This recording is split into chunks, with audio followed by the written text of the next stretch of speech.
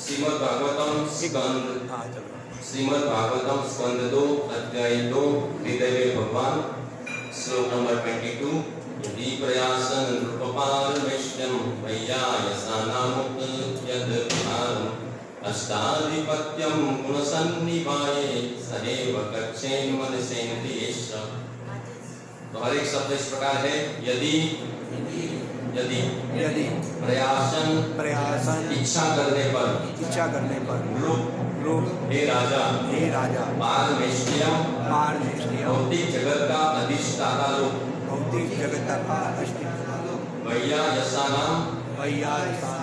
वैयायस नामक जीवों का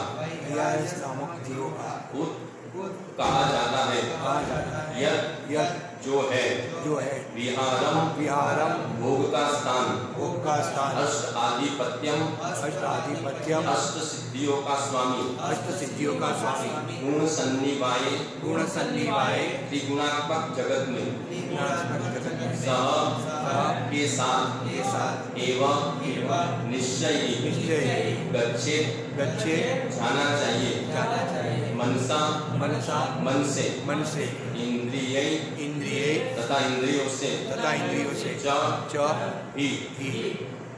तो श्लोक इस प्रकार है कि तथापि हे राजन यदि योगी में अत्यंतिक भौतिक भोगों की इच्छा बनी रहती है जैसे कि सर्वोच्च लोक ब्रह्मलोक जाने की या अष्ट सिद्धियां प्राप्त करने की अथवा वैयायसों के साथ बाह्य अंतरिक्ष में यात्रा करने की या लाखों ग्रहों में से किसी एक स्थान प्राप्त करने की इत्यादि, तो उसे भौतिक काम में डले मन तथा इंद्रियों को अपने साथ साथ ले जाना होता है।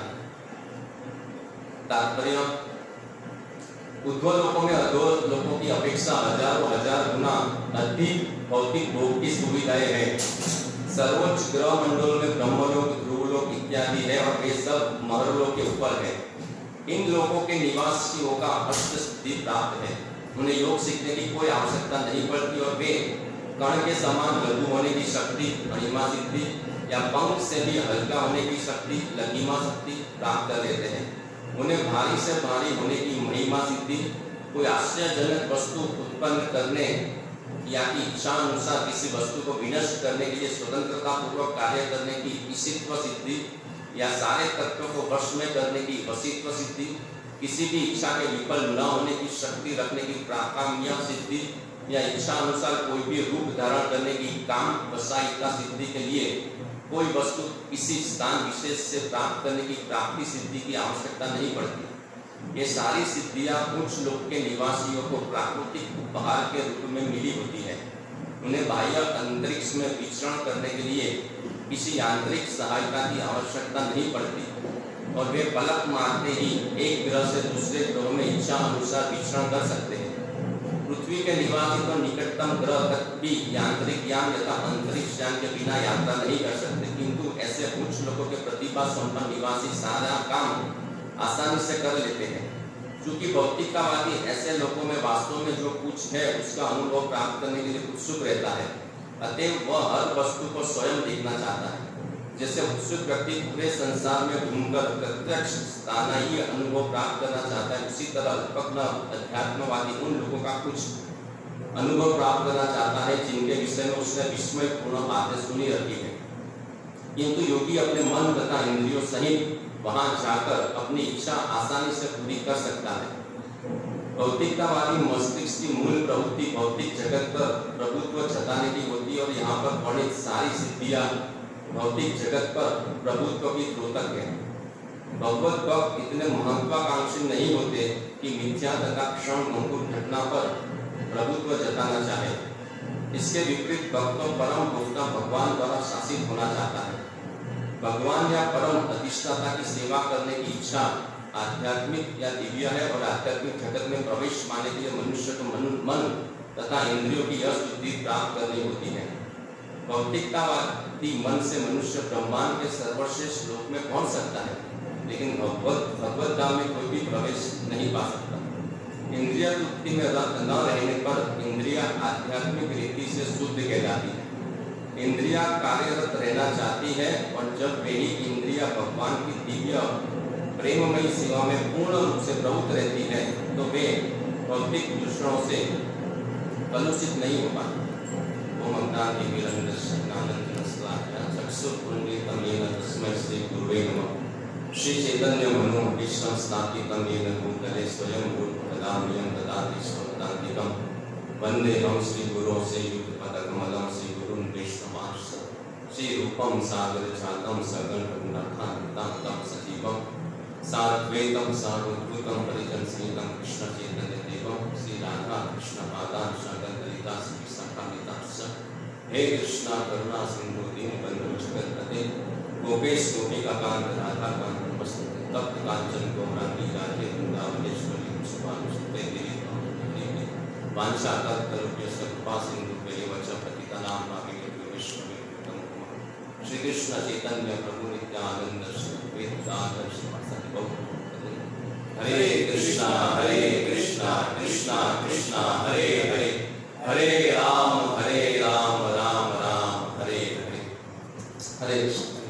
तो आज का जो श्लोक है वो हमें वास्तव में जीवन की सिद्धि किसमें है और हमें किस सिद्धि में ज्यादा इंटरेस्ट लेना चाहिए और उसके द्वारा भगवत धाम किस तरह से जा सकते हैं वो तो बहुत ही अच्छी तरह से समझाया गया है। और यहाँ पर अणिमा सिद्धि, लघिमा सिद्धि, महिमा सिद्धि इत्यादि सिद्धियों का वर्णन किया गया है। लेकिन ये सभी सिद्धियां जो है वो सारी सिद्धियां इस शरीर के हिसाब से है। ये शरीर है तो सिद्धियां है, ये शरीर नहीं है तो सिद्धियां नहीं है। तो प्रभुपाद यहाँ पर एक तरह से ये भौतिकतावादियों को कटाक्ष करते हैं और लिखते कि भगवत भक्त इतने महत्वाकांक्षी नहीं होते कि मिथ्या तथा क्षण भंगुर घटना पर प्रभुत्व जताना चाहे। एक भक्तों को इतने महत्वाकांक्षी नहीं होते कि वो ऐसी क्षणिक सिद्धियों पर मोहित हो जाए उस पर प्रभुत्व जताना चाहे। मतलब भगवत भक्तों वास्तव में ये सब सिद्धियों के ऊपर भगवत धाम है, कृष्ण प्रेम है, उसके प्रति आकर्षित होते हैं। और वास्तव में जो भक्त है अगर हम ये सोचते हैं पढ़ते तो हमको कोई इंटरेस्ट नहीं है, वास्तव में कोई इंटरेस्ट नहीं है कि ये सिद्धि प्राप्त करके भी क्या होगा, तो कोई मतलब ही नहीं है। बहुत से लोग ऐसे सिद्धियों के प्रति आकर्षित होते हैं, उसे प्राप्त करने की कोशिश करते हैं, लेकिन इस सिद्धियों से फायदा क्या होगा? इससे शोक दूर हो जाएगा, इससे सुख प्राप्त होगा, इससे हमें परम आनंद की अनुभूति होगी, हम जन्म मृत्यु से छूट जाएंगे। ऐसा क्या होगा इस सिद्धि प्राप्त करने? खाली एक प्रभुत्व, जैसे बहुत से साधु बाबा ऐसे रात को हाथ में से कुछ सोना उत्पन्न करते हैं, रात उत्पन्न करते हैं, हो सकता है उसके पास सिद्धि हो सकता है नहीं हो, और चीटिंग हो, एक मैचिंग हो, या हो सकता है उसके पास सिद्धि हो, लेकिन उससे फायदा क्या? उससे फायदा यही है कि उसको लाभ, पूजा, प्रतिष्ठा मिल होगा। कितना बड़ा बाबा है, हाथ में से सोना उत्पन्न करता है, तो उसके बाद घर में कितना सोना होगा, तो उसको पब्लिसिटी मिल गई और लाखों लोग आएंगे, उसको प्रणाम करेंगे और फिर वो भोग वासना सब फ्रूट करेगा और ऐसे पापाचार करेगा, क्योंकि उसके पास सिद्धि आ गई है। वो सही में हो सकती है नहीं हो सकती, वो तो भगवान जाने। लेकिन वो सिद्धियों का मतलब क्या? जैसे अर्जुन ने भगवान को भगवद गीता में कहा, अर्जुन ने कि नहीं प्रपश्यामि ममा बनुज्या यत् शोकम उच्छोषणम इंद्रियाणाम अवाप्यो भूमाव सपन्न रुद्रम राज्यम सुराणम अपि चाधिपत्यम। अर्जुन ने कहा भगवान मैं इस पूरे पृथ्वी का निष्कटंक राज्य प्राप्त करूं, कि ये मेरा जो शोक है वो शोक तो नहीं होगा। ये ऐसा मेरा शोक, मेरी जो इंद्रियां सुख रही है, मेरा जो शोक बढ़ रहा है, और आज के भाषा में जो डिप्रेशन तनाव जो बढ़ रहा है, उससे क्या होगा? ये सब राज्य प्राप्त करके मुझे मिलेगा क्या? तो मैं क्यों मैं युद्ध करूं? तो हम देख रहे हैं कि भाई फॉरेनर में लोगों को इतना पैसा है। अभी 2-3 दिन पहले हम सब जो फार्मेसी कर रहे थे, तो मेरा एक दोस्त 2006-7 में कनाडा चला गया था, तो दूसरा एक दोस्त भी गया, तो उसने वीडियो कॉल किया, देखो इतना बड़ा बंगला, इतनी बड़ी गाड़ी, जबरदस्त पैसा बना दिया कनाडा जाकर तूने।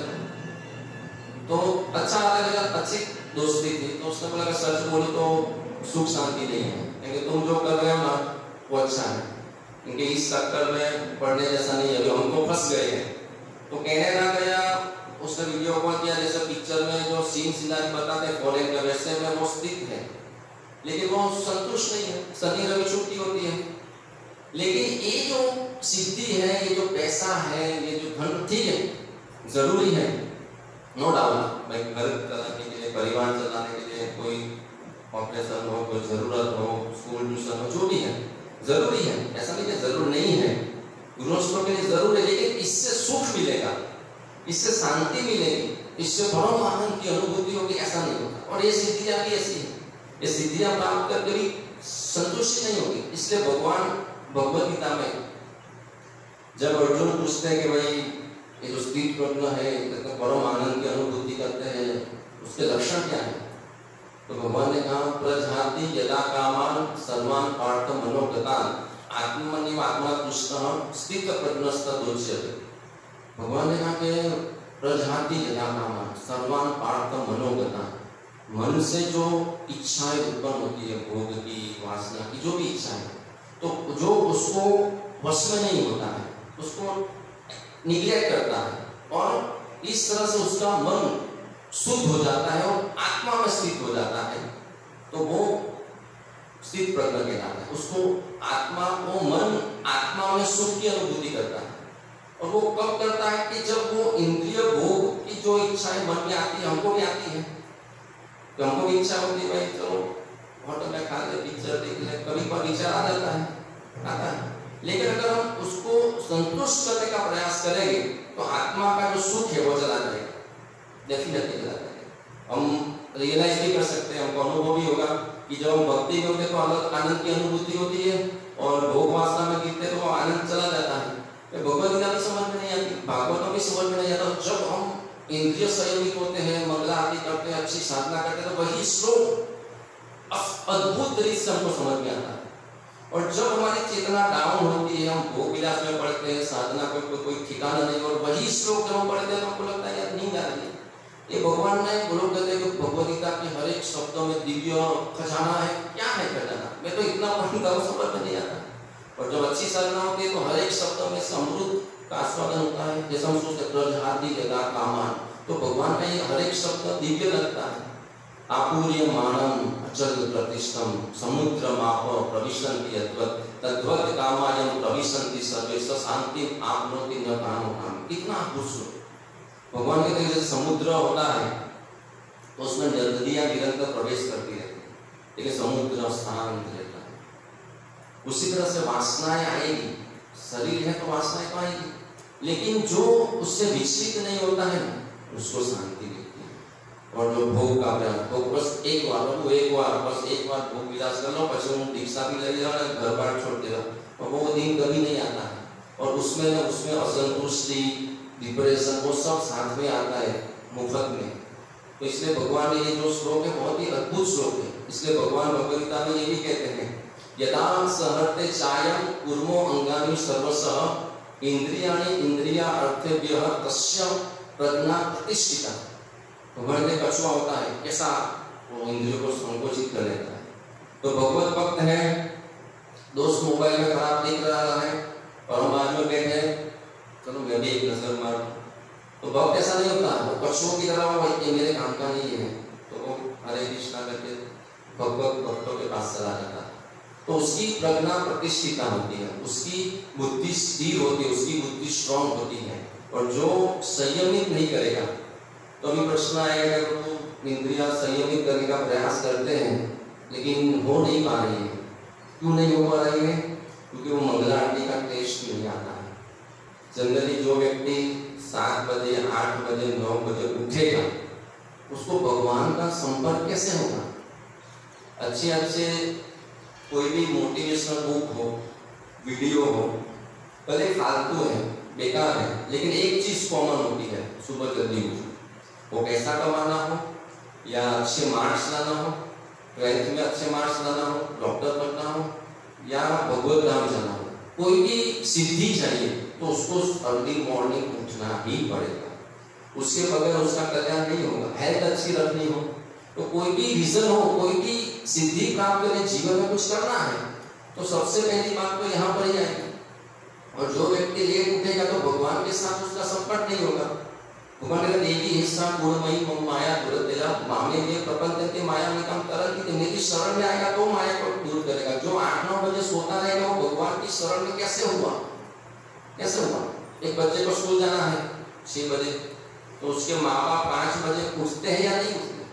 तो मेरे बच्चे को नाश्ता तैयार कर दूं, पानी भर दूं, उसके कपड़े तैयार कर दूं, तो भगवान उठ रहे हैं तो एक भक्त कैसे सो सकता है कि मेरे भगवान उठ रहे हैं? एक बच्चा उठने वाला होता है तो माँ बाप उठ जाते हैं, भगवान उठने वाले तो भक्त नहीं उठेगा, तो उठेगा नहीं तो भगवान के साथ संपर्क में कैसे आएगा? गुरु शिष्य परंपरा के साथ संपर्क में कैसे आएगा? और वो संपर्क नहीं बनेगा तो शक्ति कहाँ से आएगी? और वो शक्ति नहीं आएगी तो इंद्रियां संयमित कैसे होगी? और इंद्रियां संयमित नहीं होगी तो मन शुद्ध कैसे होगा? और मन शुद्ध नहीं होगा तो बुद्धि को संतुष्टि, बुद्धि स्ट्रॉन्ग कैसे होती है? बुद्धि स्ट्रॉन्ग होगी तो मन स्ट्रॉन्ग होगा, मन स्ट्रॉन्ग होगा तो इंद्रियां संयमित होगी, इंद्रियां संयमित होगी तो आध्यात्मिक आनंद की अनुभूति होगी, और आध्यात्मिक आनंद की अनुभूति होगी तो सब भोग विलास छूट जाएगा ऑटोमेटिक। इसलिए भगवान कहते हैं कि भोग ऐश्वर्य प्रसक्ता नाम तया अपंत चेतसाम व्यवसाय आदमी का बुद्धि ही समान होना चाहिए। ये भोग इस समय जो बड़ा मोहित भी हो गया, पढ़ने की बात तो दूर रही, वो मोहित भी हो जाता यार, कैनेडा में कितना मजा है। चलो मैंने उसका वीडियो को देखा, मैं भी मोहित हो जाता था, तो मैं क्या कहता, छोड़ो सूरत, चलो कैनेडा चलते हैं। और मेरा एक दोस्त मोहित हो गया, उसका वो रूपाली टोकीज इस्कॉन मंदिर जाकर रूपाली टोकीज के सामने ओन मेडिकल है, तो मोहित हो गया, तो उसने मेडिकल भाड़े में दे दिया और वो कैनेडा चला गया, वो तैयारी कर रहा है क्योंकि उसने उसका संग किया, उससे मोहित हो गया, तो उसने खुद की इधर का बंगला सब कुछ छोड़ने की तैयारी में है। और मैं भी चला जाता तो फिर भगवत भक्ति कैसे होगी? जैसे हमारे साथ में वो SK मसाले में भी जगदीश भाई करके थे, तो उसको पैसे का कोई प्रॉब्लम था तो वो राजस्थान चले गए। अभी मेरा बात हुआ उनसे, प्रभु वो सब लोग की वो नरपत भाई अभी नित्य दानों प्रभु बन गए, सबका दीक्षा हो गया, मेरा क्या होगा? मैंने बोला प्रभु आप जहाँ पे हो ना वहाँ पे कोई संग ढूंढना पड़ेगा, या वहाँ पे आपको प्रचार करके खुद लोगों को संग देना पड़ेगा। तो जो भगवत भक्तों के संग से दूर चला गया उसकी भक्ति में प्रगति कैसे होगी? कोई कैनेडा से मोहित होगा, कोई अमेरिका से मोहित होगा, चला भी गया लेकिन भगवत भक्तों का संग छूट गया, तो उसकी चेतना कैसे भक्ति में लगी? हम इतने प्रयास करते हैं, बुधवार को आते हैं, संडे को आते, फिर भी माया का कितना अटैक होता है। तो जो अकेले दूर चला गया, फॉरेन चला गया, कहीं दूर चला गया, अकेला रह रहा है, भगवत भक्त नहीं है, कोई मंगला आरती नहीं है, कोई संग नहीं है, भले वो वीडियो देखता होगा यूट्यूब में जो भी है, लेकिन वो शक्ति कहाँ से आएगी? वो वाइब्रेशन कहाँ से आएगा? वो ओरा कहाँ से आएगा? जो भगवत भक्त के बाजू में खाली खड़े भी रहते तो शक्ति का अनुभव होता है। जैसे जैसे शुद्धता वैसे वैसा इफेक्ट आता है। जैसे राधेश्वर को अभी मैं मंगला तो वहाँ पे उनके बाजू में खड़ा रहता हूँ तो अलग अनुभूति होती है, और दूर खड़ा रहता हूँ तो अलग अनुभूति होती है, क्योंकि हम जैसा वो रेकी करके जो साइंस है उसमें बताते हैं कि कोई व्यक्ति पूरा नेगेटिव है, भोग विलास में पड़ा, तो उसके आगे तो जो आत्मा है उसका जो ओरा होता है वो पूरा डाउन हो जाता है, तो उसमें से वो नेगेटिविटी दूसरों को मिलती है। हम अनुभव भी करते हैं, कोई भौतिक वाले दोस्त मिल गया जो दारू पीता है, तंबाकू खाता है, भोग विलास में पड़ा है, मोबाइल में खड़ा रहता है, वो हमारे बाजू में भी आता है तो मजा नहीं आता है, वो झाए पक्ष ऐसा लगता है, हमको भी थोड़ा इफेक्ट आने लगता है। और कोई महान भक्त के बाजू में खाली खड़े रहते हैं, वो दूसरे से बात करते हैं लेकिन हम उसके बाजू में खड़े रहते हैं तो हमको अच्छा लगता है। तो इतना इफेक्टिव है ये साइंस। तो इसलिए यहाँ पर हम कहते हैं कि इसमें पढ़ने जैसी कोई बात ही नहीं है। और प्रभुपाद आगे लिखते हैं कि भगवान या परम अधिष्ठाता की सेवा करने की इच्छा आध्यात्मिक या दिव्य है, आध्यात्मिक जगत में प्रवेश पाने के लिए मनुष्य को मन तथा इंद्रियों की यश बुद्धि प्राप्त करनी होती है। भगवान के धाम में प्रवेश करना है तो मन और इंद्रियों की शुद्धि बहुत ही जरूरी है, उसके बगैर तो संभव नहीं। इससे भगवान भगवद गीता के दूसरे अध्याय के आखिरी श्लोक में कहते हैं, ऐसा ब्राह्म्य स्थिति पार्थ नैनम प्राप्य विमुह्यति स्थित्वा स्याम अंतकाले अपि ब्रह्म निर्वाणम अरुच्यति। कि जो कृष्णा कॉन्शियसनेस से जो भक्ति है वो आध्यात्मिक तथा ईश्वरमयी जीवन का मार्ग है, और वो जो इसमें लगा है वो मोहित नहीं होता है, और जीवन के अंतिम क्षण तक अगर वो ऐसी चेतना में रहता है तो भगवत धाम प्राप्त कर सकता है। तो ऐसी चेतना जो अभी हमारी है वैसी चेतना मृत्यु के वक्त भी बनी रहनी चाहिए। तो हमारा भगवत धाम जाना निश्चित है। और आगे भगवान प्रभुपाद लिखते हैं, भौतिकतावादी मन से मनुष्य ब्रह्मांड के सर्वश्रेष्ठ लोक में तो पहुंच सकता है, लेकिन भगवत धाम में प्रवेश नहीं पा सकता। अगर हमारा मन पूरी तरह से भौतिकतावादी है तो भगवत धाम कैसे जाएगा? पूरा पूरा पूरा स्पिरिचुअल मन होना चाहिए, क्योंकि मन ही तो जन्म और मृत्यु का कारण है। जन्म उनके फंसे हैं। भगवत गीता भगवान कहते हैं मन ही शत्रु है, मन ही मित्र है। तो हमको देखना है कि मन कहाँ पे लगा। सुबह उठते हैं तो सबसे पहले हम क्या करते हैं? हम सबसे पहले उठकर तुरंत ब्रश करने जाते हैं और लाइट ऑन करते हैं। आईने पास के जो लाइट है वो ऑन करते हैं, आईने में देखते हैं तो उसी क्षण यही सोच में आना चाहिए कि जो आईने में दिखता हूँ मैं नहीं हूँ। Body is not a person, soul is a person. ये जो बॉडी दिखती है वो पर्सन नहीं है, वो व्यक्ति नहीं है। Soul is a person. Soul जो आत्मा है वो हमारा अस्तित्व है, वो हमारी पहचान है, वो हम है। तो ऐसी चेतना में सुबह उठकर और रात को सोते वक्त भी, तो ये बहुत ही जरूरी है कि हम उस समय जो रात का सोने का समय है और सुबह का जो समय है उस वक्त हमारी चेतना एटलीस्ट उस समय जो चेतना कुछ बना ही लेनी है, तो ही हमारा पूरा दिन आध्यात्मिक जाएगा। और आगे प्रभुपाद लिखते हैं, इंद्रिय तृप्ति में रत न रहने पर इंद्रिया आध्यात्मिक रीति से शुद्ध हो जाती है।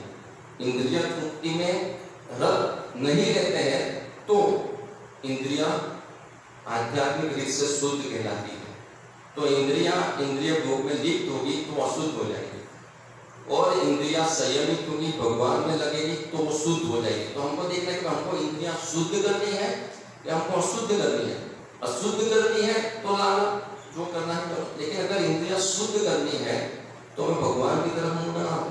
और कोई ये सोचता है कि मैं भौतिक भोग में भी पढ़ूं और इंद्रिया को शुद्ध भी कर लूं तो मैं फालतू नहीं, ऐसा नहीं होगा, ऐसा हो ही नहीं सकता। ऐसे लोग लिखते हैं कि इंद्रियों को शुद्ध करना है तो उसको इंद्रिय तृप्ति में रत होने से उसको रोकना पड़ेगा। इसलिए भगवान कहते हैं विषयाविनी वर्तते निराहारस्य देहिन रसवर्जम रसो अप्यस्य परम दृष्टा निवर्तते।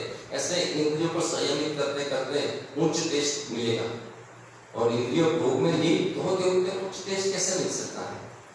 एक्चुअली में प्रैक्टिकली बात करें तो होता क्या है हमारे साथ प्रॉब्लम जो मैं अभी फेस करता हूँ। प्रॉब्लम क्या होता है गृहस्थों को और जो भी भक्त है उसको, कई बार महान भक्तों की बात नहीं है कि भाई इंद्रिया संयमित करने जाओ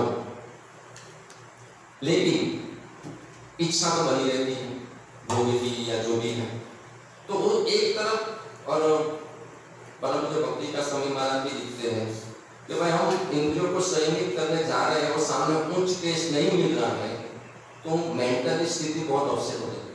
एक तरफ हम जो इंद्रियां इतनी बलवान है, मन इतना बलवान है, सभी की सभी इंद्रियां इतनी बलवान, एक तरफ उसको कंट्रोल करने का प्रयास कर रहे हैं और एक तरफ उच्च टेस्ट नहीं मिल रहा है और हम फोर्सफुली इंद्रियों को संयमित करने का प्रयास करते हैं तो बहुत ही मेंटली प्रॉब्लम हो जाता है। तो इसलिए इसका सॉल्यूशन ये है कि इसके साथ साथ इंद्रियां संयमित हो रही है 50%, उसके सामने 25% आध्यात्मिक टेस्ट भी मिलना चाहिए। और महाराज लिखते हैं कि सुबह अर्ली मॉर्निंग उठकर ये सब प्रोग्राम अटेंड किया वगैरह कोई भी व्यक्ति को उच्च टेस्ट कैसे मिलेगा? महाराज लिखते हैं कि जो व्यक्ति किसी भी कारण से, उसका रीजन कोई भी हो, हेल्थ इश्यू हो, घर का इश्यू हो, पैसे का प्रॉब्लम हो, कोई भी हो, वो जो व्यक्ति मॉर्निंग जो साधना है उसके प्रति सावधान नहीं रहता है तो वो सने सने भौतिकता में गिर जाएगा। और जो व्यक्ति दृढ़ता से, जैसे देखते राधे स्वरूप कितने, मुझे पता नहीं कि कब मंगला आरती नहीं की हो, कितने कितने कितने सालों से कभी भी मैंने नहीं देखा कर नहीं हो। तो महाराज लिखते हैं कि जो ऐसे मॉर्निंग प्रोग्राम में दृढ़ रहता है वो धीरे धीरे गहराई का अनुभव करता है, आध्यात्मिक गहराई का अनुभव करता है। और जो भाई गृहस्थ में प्रॉब्लम तो आएगा, लेकिन वो प्रॉब्लम के कारण उसने इसको स्टॉप किया तो वो खुद ही अनुभव करेगा। जैसे मैं अनुभव करता हूँ कि भाई मंगला आरती में आता हूँ तो दृढ़ता अनुभव होती है, नहीं आता है तो माया में दृढ़ता अनुभव होती है, तो वो हम खुद अनुभव करते हैं। तो इसलिए इस तरह से हम टेस्ट प्राप्त कर सकते हैं। और जितने भी ज़्यादा वक्त ये समझे तो बहुत ही अच्छा है। भाई रात को जल्दी सोना है या नहीं सो पाते तो सुबह में सो जाओ मंगल आरती करके या 2 बजे को सो जाओ, कुछ भी सेटिंग हमको करना है।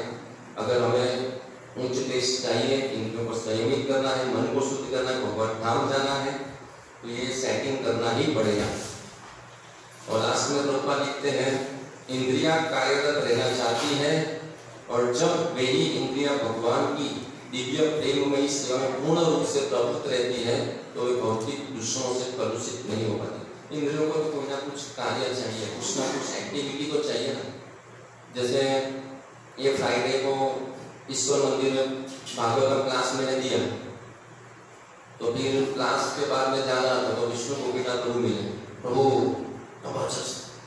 जबरदस्त प्रवचन होता है, आप उन्होंने मुझे सजेशन दिया कि आप संडे को यहाँ पर प्रोग्राम करो, क्योंकि 4 से 9 बजे तक जबरदस्त पब्लिक आती है और जो प्रोग्राम होता है वो 7:30 बजे डायरेक्ट होता है। उसके बीच में 4 बजे लोग आते हैं, 5 बजे आते हैं, 6 बजे आते हैं, 7 बजे आते हैं। उसको समझाने वाला, उसको प्रवचन करने वाला कोई होना चाहिए। मैं पूरा प्रसाद का व्यवस्था करूँगा, मैं प्रसाद दे दूंगा आपको, क्या आप आओ, आप जैसे जैसे 10-15 वक्त अच्छे मिले फिर आप शनिवार को आ जाओ और शनिवार को मैं आपको 5 रूम 10 रूम फ्री में, प्रसाद फ्री में, सब सिस्टम मैं सब कुछ अरेंज कर दूंगा। आप रात को यहाँ पे सब सो जाओ, सुबह मंगला आरती अटेंड करो, ऐसा जरूरी है। उन्होंने बोला राजेश प्रभु से बात करके मुझे 1-2 वीक में लिखा कि आप इतना, वो तो भगवान की कृपा है कि आप जो समझाते हैं ना। तो उन्होंने पहली बार शायद मैं बोल रहा था भगवान की इच्छा से वहाँ पर उपस्थित थे, तो उन्होंने सुना, तो उन्होंने बोला कि बहुत जरूरत है कि ऐसा कोई व्यक्ति लोगों को समझाए, नए लोगों को, क्योंकि लोग आते हैं दर्शन करते हैं, खा पीकर ऐसे पिकनिक मनाने आते हैं। तो कुछ लोग ऐसे भी हैं जो भगवान के बारे में जानना चाहते हैं। उन्होंने बोला कि मान लो कि आप तो भक्त हैं, ठीक है, आप अगर संडे को यहाँ पर नहीं आएंगे तो घर में भी भागवतम ही पढ़ रहे होंगे, लेकिन उन्होंने जो प्रभुपाद यहाँ पे कहना चाहते हैं वही हमारी बात हुई। उन्होंने कहा कि जो व्यक्ति मंदिर में ऐसे एंगेज नहीं होगा ना तो वो माया में एंगेज होगा। उन्होंने बोला हम अगर ऐसा प्रोग्राम नहीं करेंगे तो वो लोग यहाँ पे आएंगे, दर्शन करके खा पी कर चले जाएंगे, फिर सीधा थिएटर में जाएंगे 6 से 9 में पिक्चर देखने के लिए, पठान देखने के लिए। तो एक तरफ भगवान की भक्ति थोड़ा बहुत भी किया और वहां जाके कोई बेकार पिक्चर देखे तो उसका पूरा नष्ट हो गया। उससे अच्छा है कि वो लोग आधा घंटा पौना घंटा कुछ सुने, उसके बाद प्रसाद खाए। मतलब जैसे सब कुछ मैं करूँगा, क्योंकि फिर आपको क्या प्रॉब्लम तो क्या है, मुझे 1-2 वीक प्रभु जी से बात कर लो, थोड़ा सेटिंग कर लो, करते हैं, कोई प्रॉब्लम नहीं। भगवान का प्रचार उससे बड़ी खुशी की बात क्या है।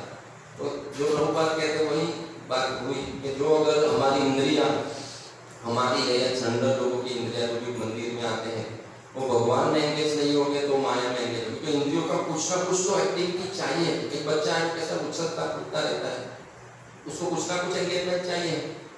जैसे वो प्रहलाद छोटा था तो हम प्रवचन कहते थे तो उसको कुछ ना कुछ हम ड्राइंग दे देते थे, कुछ ना कुछ एक्टिविटी दे देते, वो शांत क्यों इतना शांत बैठा रहता है, क्योंकि उसको एक एंगेजमेंट मिला। उसी तरह से हमारी इंद्रियां भयंकर है और ये आज का मीडिया उसको और भड़का रहा है। जो मेडिकल फील्ड में है, डॉक्टर्स को पता है, बूढ़े लोग आते हैं एनर्जी के लिए तो और भोग करना है और भोग करना है। पर वो 80 साल का 60 साल का बूढ़ा हो गया, भगवान ने सिस्टम बनाई कि अब तो संयमित हो जाए, लेकिन कोई ऐसी मेडिसिन खा रहा है कि जिससे तू और बढ़ गए, तो तू और भड़कना क्यों चाहता है। भगवान ने बहुत ही अच्छी सिस्टम बनाई है कि भाई 50 साल तक गृहस्थ आश्रम में ठीक है, थोड़ी बहुत इंद्रियां स्ट्रॉन्ग, लेकिन उसके बाद कुदरती दृष्टिकोण से नींद कम हो जाती है तो लोग नींद की गोली खाने आते हैं, 5-5, 6-6 पैकेट ले जाते हैं। एक माँ की है वो 5 पैकेट, उसका बेटा 5 पैकेट, उसका दूसरा बेटा 5 पैकेट। नींद नहीं आती तो भाई उठकर माला करो ना। बच्चा है पूरे हो जाते तो नींद ऑटोमेटिक कम हो जाती है। जब बच्चा बहुत ही छोटा होता है तो 18, 20, 24 घंटा सोता है, लेकिन जब मृत्यु नजदीक आता है तो भगवान सिस्टम है कि भाई उसकी नींद कम हो जाए, क्योंकि वो भगवान का पढ़े, उसको भागवतम पढ़े, माला करे। उसी तरह इंद्रियां भी भगवान ने सिस्टम बनाई है कि भाई उसकी इंद्रियां 50 साल के बाद ऑटोमेटिक डाउन होती है। लेकिन आजकल का मीडिया, मेडिसिन, कल्चर पूरा उसको और भड़का रहा है। तो एक पूरा समाज जो वृद्धत्व प्राप्त करने के बाद भी भगवान में लगना चाहिए, वो वृद्धत्व आने पर वो और बंदर की तरह झाटा उछलते हैं। तो इसलिए ये सब प्रचार और जो भी मंदिर में आते हैं, जो भी जहाँ भी है, उसको समझाना बहुत ही, क्योंकि वो दर्शन करने आते हैं लेकिन उसको ये सब समझेंगे तो वो भक्ति में आएंगे ना। तो इसलिए बहुत ही अच्छी बात है, इस तरह से हम सब भक्तों की कृपा से और राजेश्वर गौर माता जी का भी बहुत बहुत आभार है कि हमको इतना सब कुछ फैसिलिटी देते हैं भक्ति में प्रगति के लिए। जब उससे बोलना तो बोला सब कुछ मैं करके दूंगा, तो इधर तो राजेश्वर में सब कुछ कर ही दिया, तो पूरा फायदा उठाना भी हमारे हाथ में है। हरे कृष्ण। कुछ गलती